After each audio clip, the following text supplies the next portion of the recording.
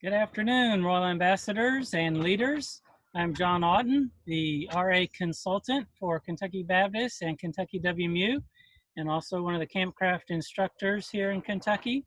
And this afternoon, I'm going to do our Campcraft lesson, but it's going to be a little bit different. As many of you may have noticed, Zachariah Sainer, the national RA consultant, has shifted gears. He's not doing the weekly RA lesson this summer. He's going to be doing interviews with our missionaries and putting those out for you to watch. The one for this month is already out there and available, and I encourage you to go and watch that. So what I'm going to do is I'm going to add in a little bit more of the lesson from the RA Leader and RA World magazine before I go into the Campcraft lesson. And so these lessons online this summer will be a little bit longer than they have been, but I felt it was important to make that connection to the missions lesson that you are learning through those interviews and through your class meetings if your group has already started meeting back together. But this week, or this month actually, we are learning about Jorge and Rebecca. They are church planters in Comerio in Puerto Rico. And Jorge was born in Comerio, but he went to live in Washington, D.C. when he was a young man. And while he was there, he met Rebecca, who told him about Jesus. And he believed in Jesus, and his life was transformed. He was able, through the help of Jesus, to quit taking drugs. And then later on, he and Rebecca were married, and they actually went on a trip back to Comerio, where Jorge was from, to visit family, and then returned for several mission trips, and then decided that God was calling them there to plant a church. And so it's really interesting what happened at that point, and I'm going to read this part out of the RA World magazine. It's found on page 13 of the RA World magazine. Show you real quick. You can see right there, there's Jorge and Rebecca. And it tells us here, it says, Jorge and Rebecca had only been in Comerio for a few months when Hurricane Maria hit on September 20th, 2017. The hurricane was huge. It was bigger than the island of Puerto Rico. It left the island without electricity, clean water, and food. People lost their homes and all their belongings. They were scared and sad. Jorge and Rebecca looked around at their beautiful city of Comerio, and they wondered how they could help people. Then Jorge had a wonderful idea. He knew that the people had no clean water to wash their clothes. They were taking their clothes to a river and washing them in dirty water. The clothes didn't get clean and they smelled bad. Some family and friends in Virginia had sent money to help Jorge and Rebecca. They decided to use the money to buy washing machines. They didn't know how they would run the machines because there was no electricity, but they decided to go for it and trust God to provide. Jorge got a call from another missionary in Puerto Rico. He told Jorge that Send Relief had sent a package for him. Send Relief is a North American Mission Board organization that helps people in need. Jorge went to a warehouse to pick up the package. When he opened it, he had an amazing surprise. God had provided like Jorge knew God would. There was a generator in the package. Now he could open a free laundry facility for people to wash their clothes. People came from all over Comerio to wash their clothes for free. And what do you think Jorge did while they waited for their clothes to wash? He talked to them about Jesus. He also prayed with them. Many people heard about how much God loves them, and many people decided to become Christians. Hurricane Maria was a terrible disaster, but Jorge and Rebecca showed the people of Comerio that God's love is bigger even than a hurricane. So Jorge and Rebecca used those resources that God gave them through the gifts of friends and family in Virginia and through Send Relief, which is funded by gifts from you and from me when we give to our churches and to the cooperative program and to the Annie Armstrong Easter offering. And they were able to buy these washing machines and receive a generator, and thus they were able to help the people in Camarillo to wash their clothes. Not having electricity and clean water and food to eat can lead to sickness and disease and even death. And it's good to know that God was able to work through Jorge and Rebecca to help the people of Camarillo know that not only did he love them, but he had compassion for them in their needs and in their tragedy. And so he provided for them in those ways. And it was really neat to see how that ministry led to people not only hearing about Jesus, but believing in Jesus to not only meet their physical needs, but believing that Jesus can meet their spiritual need for forgiveness and salvation.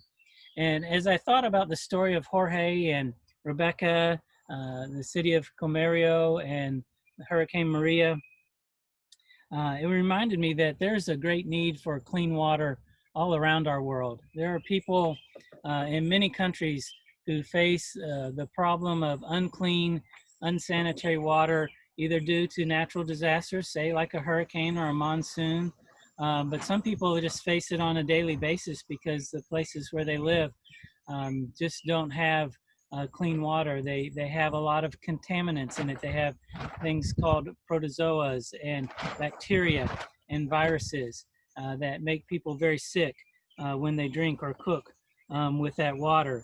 And I'm reminded about how there are IMB workers, and they work in partnership with Sin Relief and Baptist Global Response and disaster relief teams to provide clean drinking water, clean water for bathing, washing, and cleaning. And they do this in a number of different ways. They provide this clean water methods to help remove those protozoas, that bacteria, and those viruses from the water so the people can be healthier. And I want to show you some of those. This connects to our Campcraft lesson in several ways, but I want to start by showing you one way that is used. This way is used a lot in African communities across that continent, but it's also used in other places as well, Southeast Asia and so forth. But it features a clay bucket inside of a 5-gallon bucket. Now this, it comes with a water spigot. You can kind of see it here in this kit. You would drill a hole in the bottom edge of this this 5-gallon bucket and insert this and secure it there so that water can be tapped off of that. But the filtering process happens through this clay pot. It's a little bit shady there, but I'll back up a little bit. Maybe you can see it a little better. So there's this clay pot, and it's only about so tall. Probably holds maybe 2.5 gallons of water. And so what the people would do to receive these, they would go and get their water from the water source they use, whether it be a river or stream or a well, but they know that it's possibly contaminated with bacteria or viruses. And so they would take and they would get their water and bring it, and they would pour it into the clay pot sitting inside this bucket.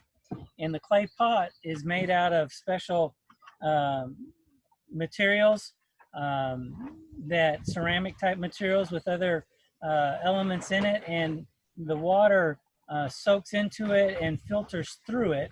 It's kind of like a natural water filter in a way, filters through it and down into the 5-gallon bucket below, where then they can open the spigot and receive clean water.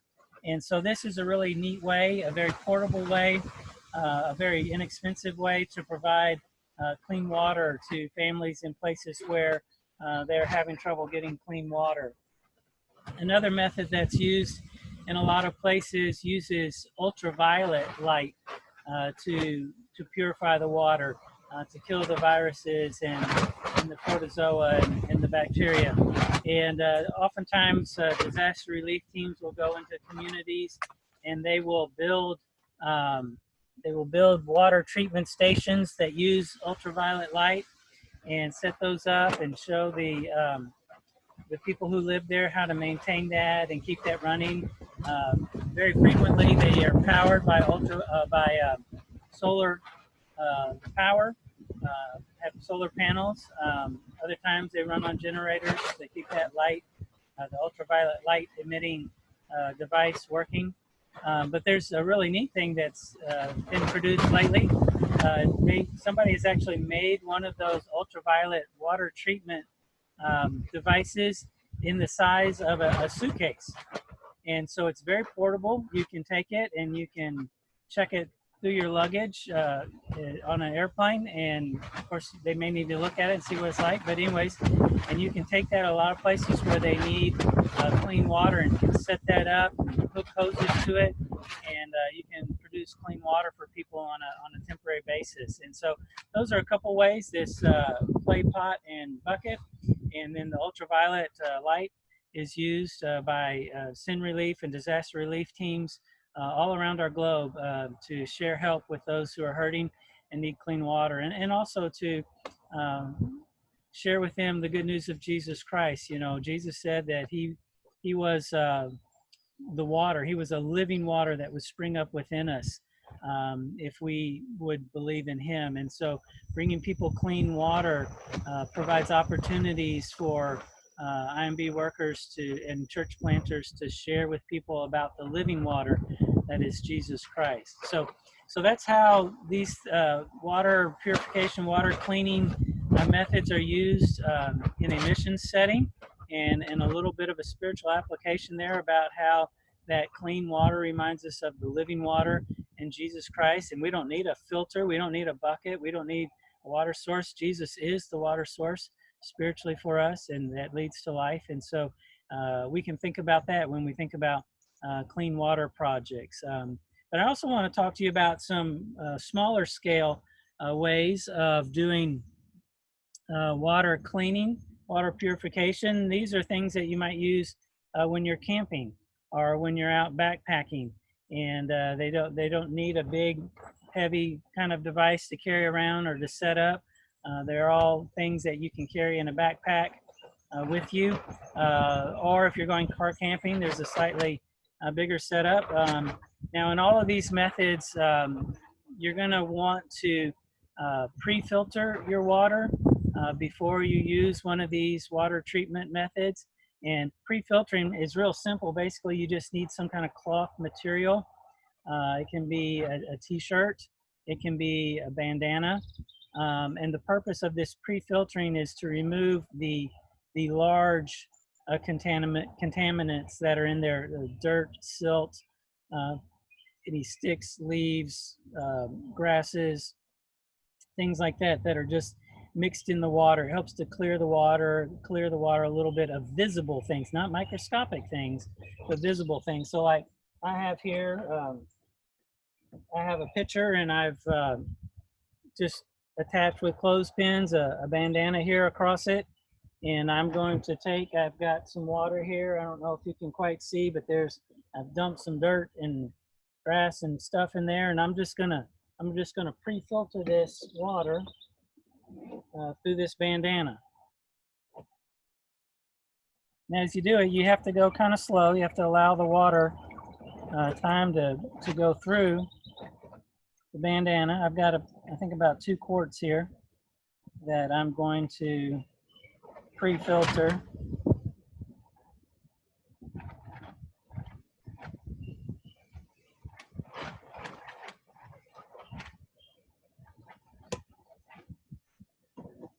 And so once you did that, and this could be done with 2 people, one person holding the bandana over the container, or you may have to work out a method where you can somehow clip that or hold on to that while you pour it through. But anyways, you filter that through, and as you can see, some of this stuff that I tossed in my water came out there and is caught by this bandana or my pre-filter. And you would just remove that. Lift that off of there. Now you can see all the larger things have been filtered out of my water. There's some smaller, real smaller microscopic tiny things that maybe went through the pores of the bandana, but they will be caught by the next treatment method. So let's talk about those. Once you've got your water pre-filtered, what are some other ways that what are some of the methods you can use to treat your water? Well, one of them that's been used for a long time, thousands of years, is to simply boil the water. Boiling water will help to make it clean. You can do that on your stovetop at home. Sometimes in a community you have a water main break and they give everybody a boil water advisory. And so you'll want to boil your water on the stove before you use it for cooking or cleaning or things like that. If you're out camping and you're car camping, then you can use a setup like I used when I melted my wax. As you can see there, I've got over there my camp stove with my propane bottle hooked up and a pot, and I filled that with water and I boiled that. And what you want to do, you want to bring the water to what's called a roiling boil, and that's where it's just constantly giving off great big bubbles coming up from the bottom because it's so hot and it's just boiling very fast. And you do that for about 5 minutes. And once that's boiled for 5 minutes, it's boiling the whole time, not the warm-up period, but boiling for 5 minutes. You'll stop that and then you'll set it off and let it cool. And then something else you want to do, and that's why I've got 2 glasses there, because I've already boiled my water and I ladled off some of it into one of those glasses, and I'm going to walk around there and get those and bring them back to the other side of the camera.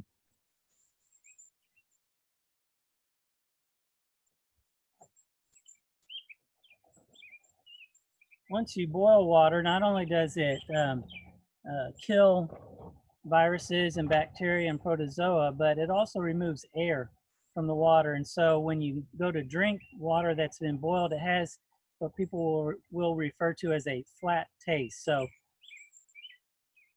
it doesn't quite taste like tap water, it's kind of flat. And so what you do to kind of help with that is you pour it back and forth between a couple of containers. And what that does is it forces water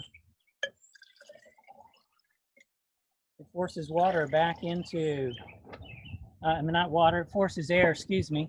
It forces air back into the water, and then that allows it to taste a little more normal, have the similar feel. So that's one way, and that's a very effective way to clean water, is to boil it 5 minutes. Remember, boil it for 5 minutes. You want that rolling boil for that full 5 minutes. Let it cool, and then you can pour it back and forth. Now, if you're going to cook with it, you don't need to, force the air back into that water. You can just go on and cook with it at that point. But that's a great method. It helps remove the protozoa, the bacteria, and the viruses. Now, another method is called disinfection. Disinfection is really good for removing viruses and bacteria, but not so good for protozoa. And so one of the methods that's been used is simple household bleach. Bleach is called chlorine bleach. It's also called sodium hydrochlorite. Okay, and so you just want some bleach, and in our Campcraft manual, there's a page about these water cleaning methods. It's page 137. It's in the safety and sanitation chapter of our Campcraft manual. If you'll remember, that's www.kywmu.org/campcraft. And I think I have that here. And so what you would do when it comes to the bleach, I've poured a little bit of bleach in my cup here. And then you want to take an eyedropper. So what I'm going to do, I've got a 32-ounce bottle here that I often use when I go hiking.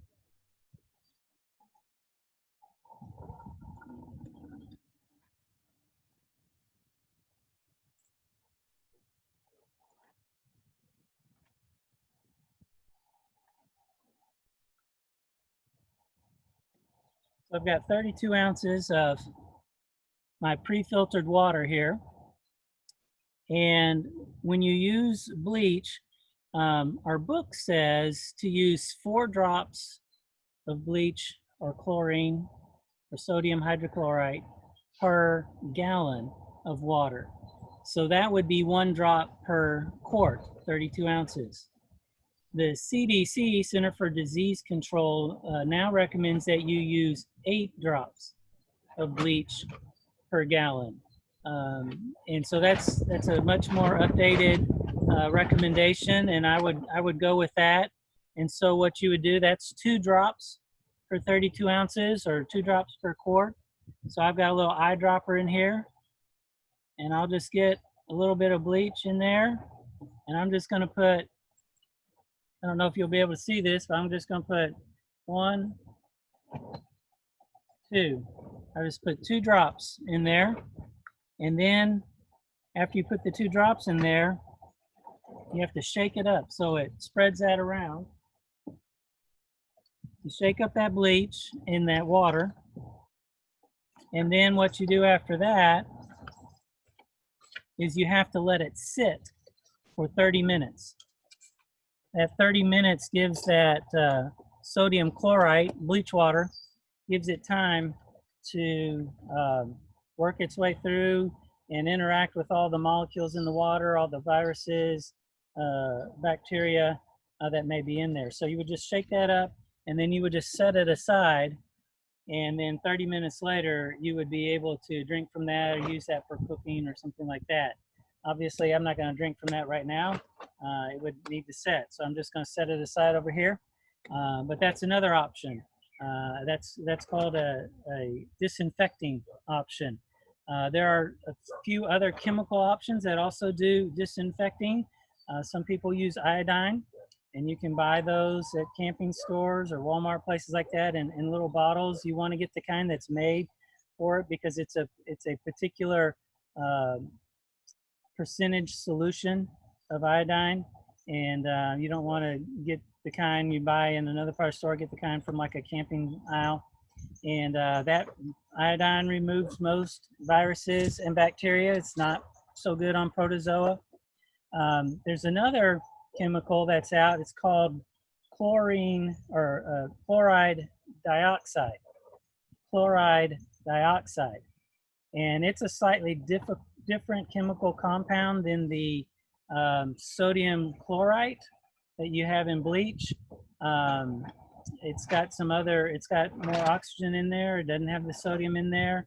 And one of the things that some people prefer the chloride dioxide is it has a better taste. When you put chlorine in here and shake it up and then drink it later, or iodine as well, iodine will tend to discolor your water a little bit, and both of them tend to have a flavor that some people don't like. The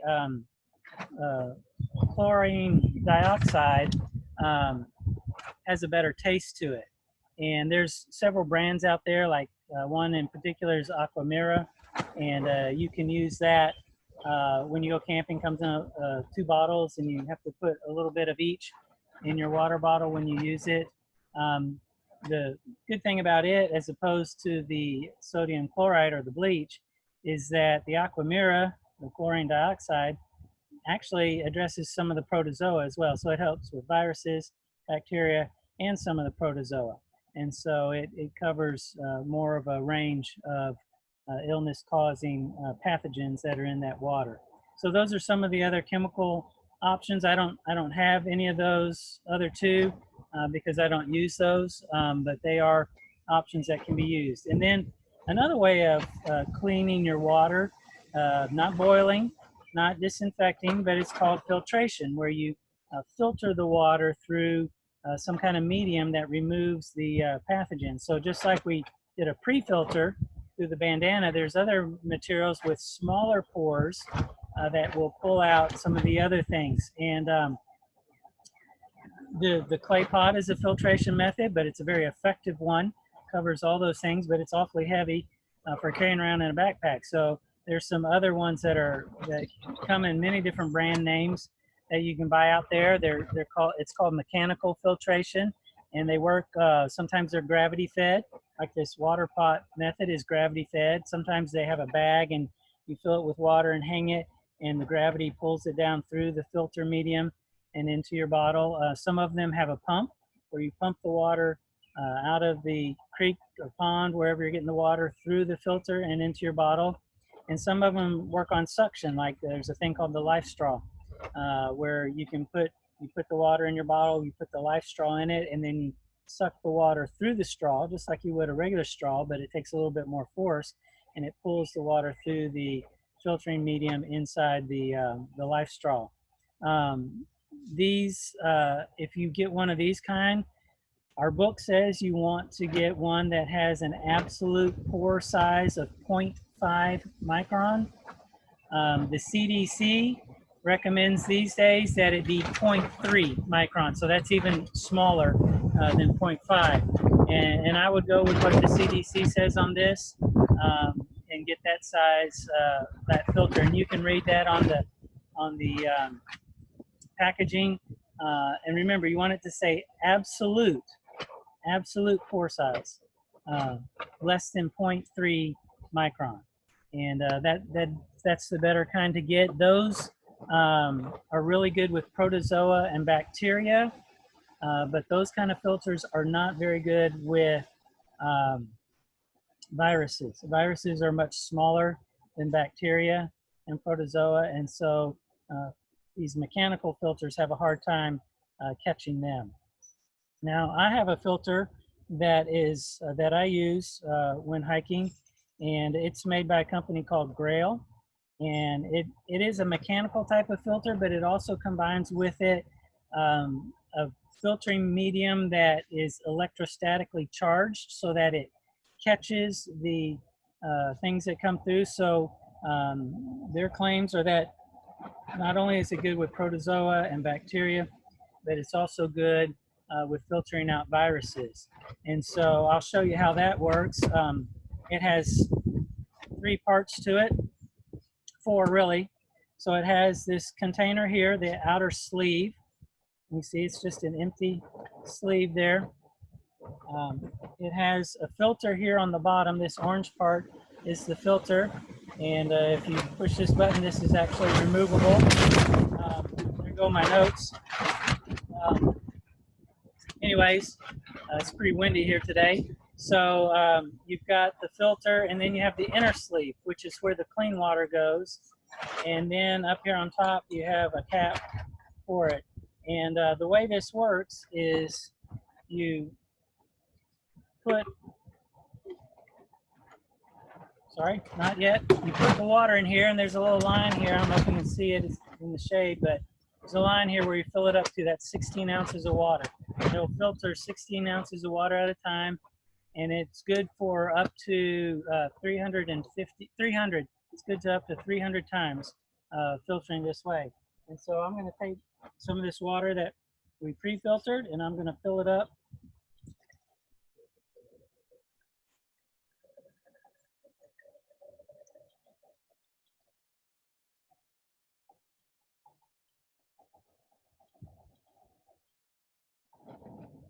A little bit over, pour a little bit out. So I'm filled up to the line there. And then what you do is you put your cap on top here, but instead of tightening it all the way down, you release it just a little bit so it's not sealed. And then you put this filter down in the outer sleeve and you press it down in there. And by pressing it down, it forces the water through this orange filter. And they recommend doing it below waist level. So I'm going to set it over here on the bench. Maybe I can do it here so you can see a little bit. Anyways, you just put your hands on it like this, and you just press it down through the water. Now, if I had it down below me where I could put more of my weight on it, it would press a little bit faster, but it normally takes about 10 or 15 seconds to press that down through and force all the water. And So now my water's on the inside, in the inner sleeve, and it's been filtered. And I haven't gotten any water on this, so it has no contaminants. That's the lip for drinking. I can pour this into another container, another glass, and then filter more, or I can drink straight from it. And it doesn't have any of the dirt in it, and it's filtered out any other contaminants that might have gotten in there. So that's another filtering method that some people will use. That's the method I use. And so beyond that, I mentioned as far as small scale backpacking, camping types of water cleaning methods. I mentioned the larger UV ultraviolet light systems.